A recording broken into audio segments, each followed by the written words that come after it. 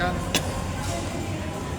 satu, penduduk bertambah terus, kedua keperluan pariwisata banyak sekali. Jadi kalau memang semacam buah si malakama ini, oleh karena itu perlu solusi jangka panjang. Solusi jangka panjang, perbaiki lagi RT RWP kita, RDTR kita, perbaiki lagi. Dan konsistensi dari pemerintah. Jangan dikasih izin, udah tahu di situ. Atau mereka membangun tanpa izin, ya ditindak lah. Iya kan? Kayak contohnya villa-villa bodong. Ya, apalagi bodong. Iya kan? Ya pemerintah sepertinya. Jadi kita ya harus ada penegakan hukum di situ. Saya kira peraturan ada, kan tinggal dilaksanakan. Masa peraturan ada tidak dilaksanakan, untuk apa peraturan itu? Atau dirubah peraturannya? Jangan lagi dijadikan jalur hijau, iya kan? Jadi tempat hunian dia tidak melanggar. Ya tergantung kita saja. Itu. Jadi banyak sekali sebenarnya solusi, tapi solusi jangka panjang yang seringkali juga tidak disepakati oleh kita. Contohnya misalnya ketinggian bangunan. Kenapa sih sawah-sawah pada habis dibangun semua?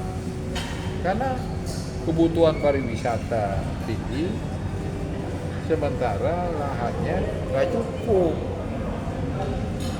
Jadi kalau misalnya kawasan tertentu kita izinkan misalnya bangunannya tinggi, ya, tapi ini ada persoalan dengan budaya kita. Nanti perda harus dirubah. Nggak boleh lagi kita membatasi ketinggian bangunan misalnya di titik-titik tertentu. Misalnya di Kuta, di Nusa Dua. Ya kalau itu kita izinkan naik itu kan apa?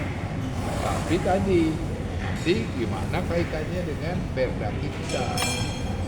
Jadi mungkin perlu ada peninjauan kembali. Kalau kita mengeluh alih fungsi lahan, yaitu solusinya, solusi jangka panjang, perbaiki RT/RW, RDTR kota dan kabupaten, dan kemudian harus mau berpikir itu untuk kemajuan.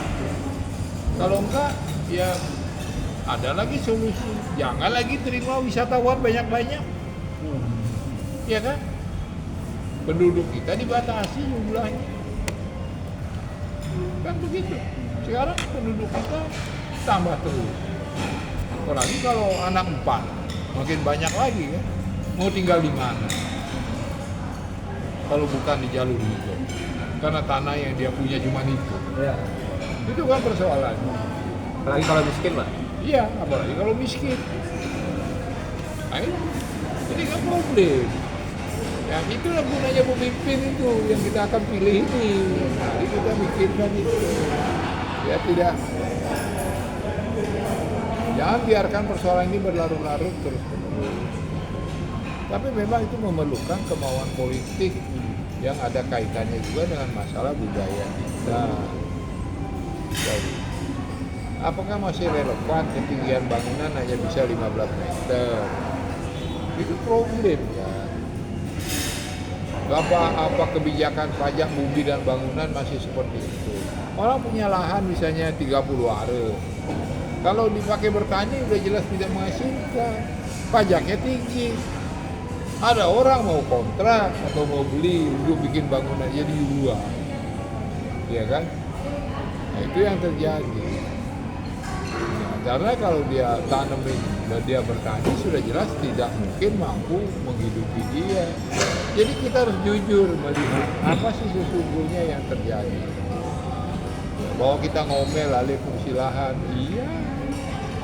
Terus tahu nggak kita kalau pulau kita itu makin lama makin kecil karena abrasi.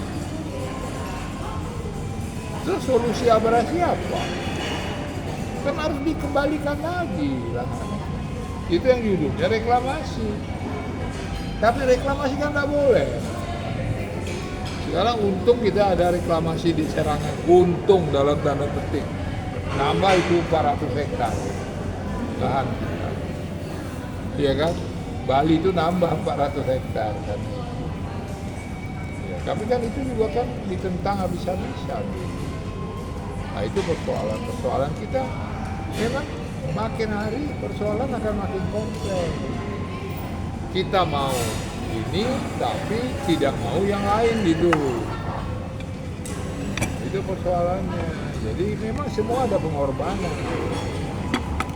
Ya, itu kira-kira solusinya harus jangka panjang.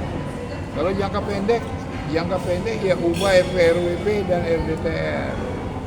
Ilegalkan itu atau bongkar. Nah itu.